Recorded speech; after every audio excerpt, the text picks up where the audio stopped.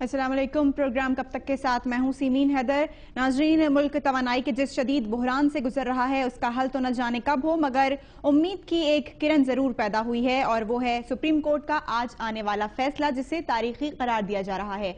Supreme court ने rental power से मुतालिक मुआहिदे गैर कानूनी करार देते हुए साबिक विफाकी वजीर के खिलाफ कानूनी कार्रवाई का हुक्म जारी किया है।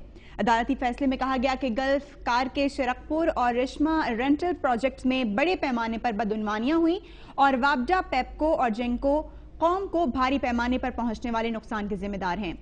गरीब मुल्क की कमाई और खजाना करप्शन के जिन केसेस में सबसे ज्यादा जाया हुआ वो किराए के बिजली घर हैं। पाकिस्तानियों के अरबों रुपए किराए के बिजली घरों में झोंक दिए गए, मगर हासिल वसूल सिफर।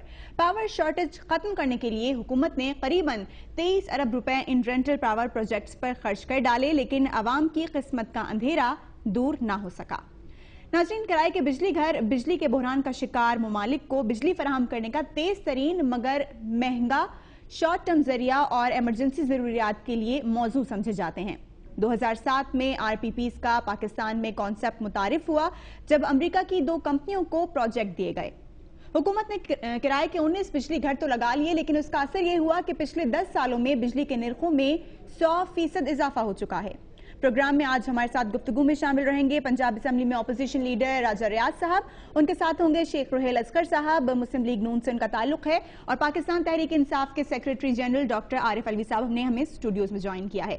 इनसे बात करेंगे कि मुल्क में मौजूद बिजली पैदा करने के सस्ते जराये को पसे पुश डालकर इंतहाई महंगे जराये इस्तेमाल करना कहाँ की दानिशमंदी है।